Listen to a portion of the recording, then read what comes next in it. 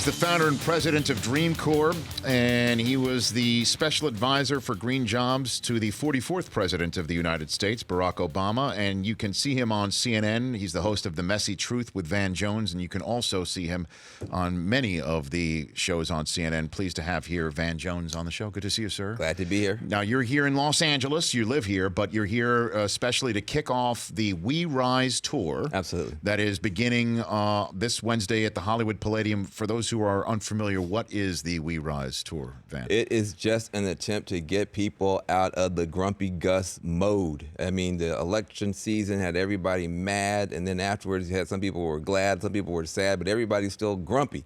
And I just think that we've got a great country. We've got a bunch of big problems to solve. Neither political party is great.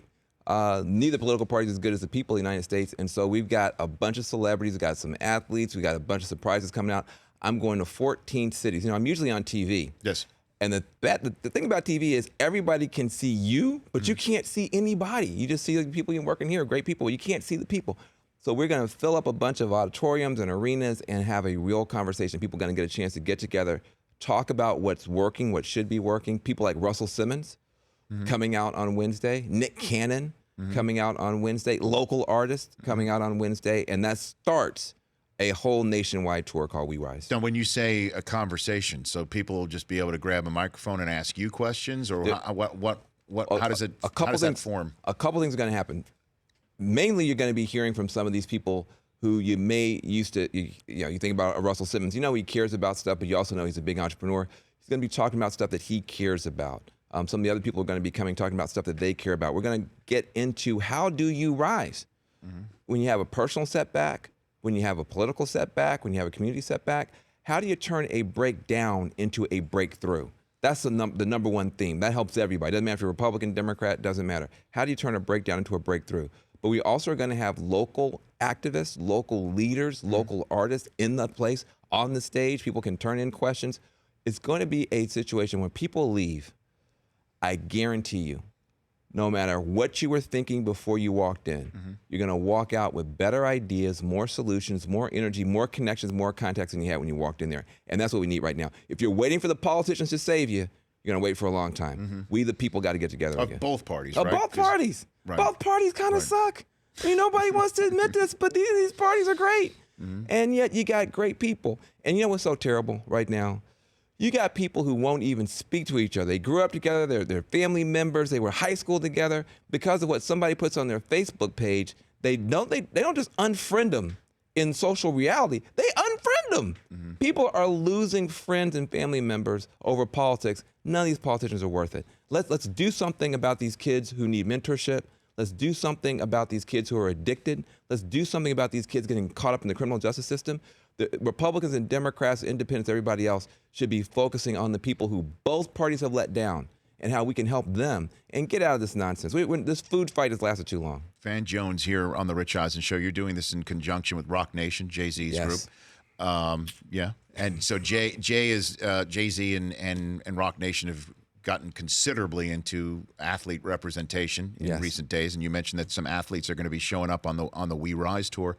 You've had communication with Steph Curry, for instance, and on various items of community interest, right? At the Dream Corps, which is really the main beneficiary, this whole tour, all 14 cities, the ticket sales will go to charity, and the charity that they go to primarily is the Dream Corps. And the Dream Corps does a lot on criminal justice, a lot on getting kids jobs and technology with Yes We Code, which I started with Prince, the late rock star.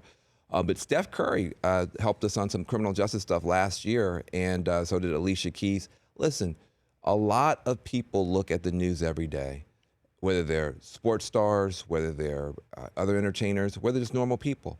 And they say, what can I do? I don't like what I'm seeing. I got to wait 4 years to vote? No.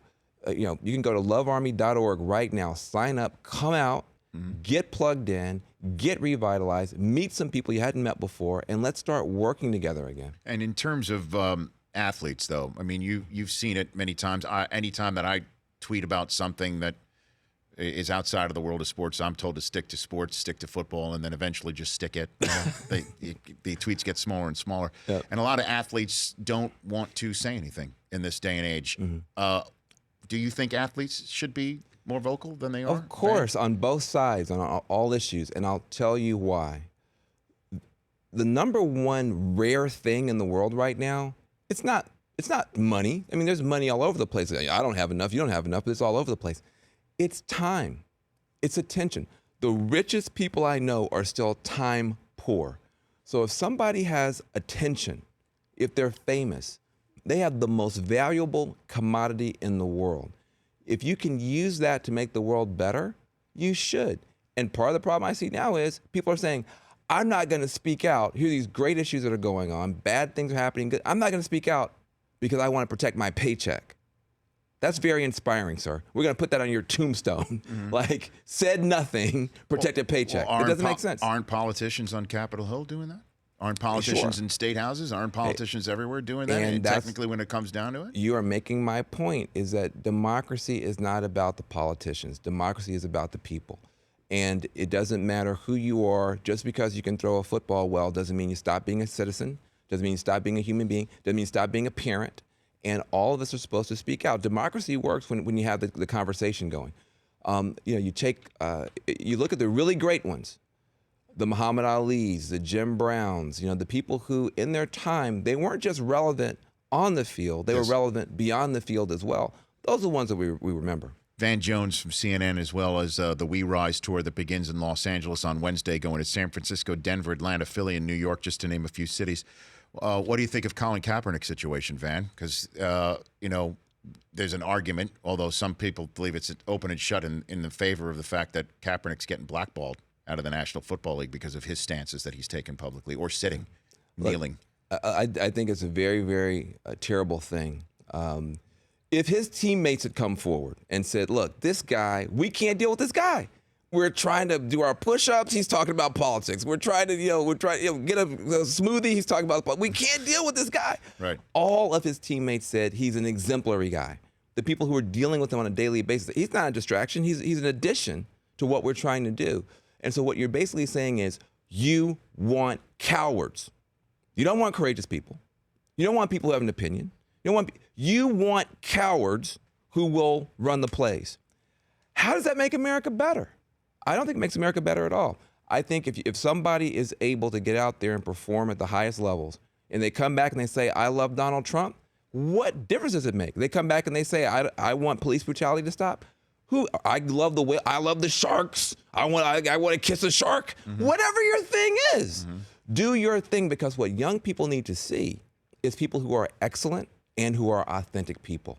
If you say you got to be phony to make it, the kids of America notice that, and then you have bigger problems than you just tried to solve based on one guy.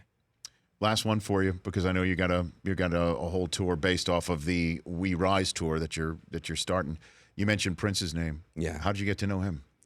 I running my mouth 10 years ago in Oakland, trying to get kids jobs, kids standing on street corners. I said, listen, you guys, I don't want you in front of my house. You're getting on my nerves in front of my house. I want you on top of my house putting up solar panels. And I started getting young people jobs in the solar industry. Prince found out about it and tried to send me money anonymously. But I don't take anonymous money. So I'm sending the check back. He sends it. I said, so finally this guy calls and says, you got to take this check. I said, I don't take anonymous money. Who is it? He goes, I can't tell you. I said, I'm not taking it. He goes, listen, I won't tell you the guy's name, but his favorite color is purple. So I said, guess what, man? Now you got another problem. He says, what's that? I said, now I'm not going to cash it. I'm going to frame it. So you got the same problem. And so Prince thought that was so funny. He called me, and we were together for almost 10 years. No kidding. Yeah, I mean, and this guy, the most generous guy in the world. He put money into so many causes, but he never wanted anybody to know. So the day he died, I went on TV and I exposed all his secrets. I said, I got a big secret to expose. This guy gave away tens of millions of dollars. Did he really? Tens of millions of dollars to cause that I know about. And I don't know, everything about it, but I can attest to tens of millions, and he never wanted any credit for it. And people got mad, well, why are you revealing it now? I said, if he didn't want me to talk about it, he should have stayed here. So he's gone now. Somebody's got to tell the truth. Prince Rogers Nelson, one of the biggest philanthropists, one of the best people in the world, and an artistic genius. Van, thanks for coming in. Appreciate it. Yeah. Have me back. Yeah, anytime. It's good. We got to do it. Listen, there's no difference as far as I'm concerned. excellence is excellence, whether it's commentary, whether it's sports, politics, entertainment, spirituality, whatever it is. Good people should be talking more. We've fragmented it so much now that you can know everything about sports and know nothing about politics, or vice versa. Doesn't work. Let's stay together. Well, I'd love that. Absolutely. And good luck with the We Rise tour. LoveArmy.org. Check it out. LoveArmy.org to see if the We Rise tour is coming to your town. Back in 60 seconds with your phone calls in a moment. The Rich Eisen Show, weekdays at noon Eastern on radio stations across the country and audience. If you liked some of that, get some more of that on the Rich Eisen Show app. Follow all the information you see right here on the Rich Eisen Show.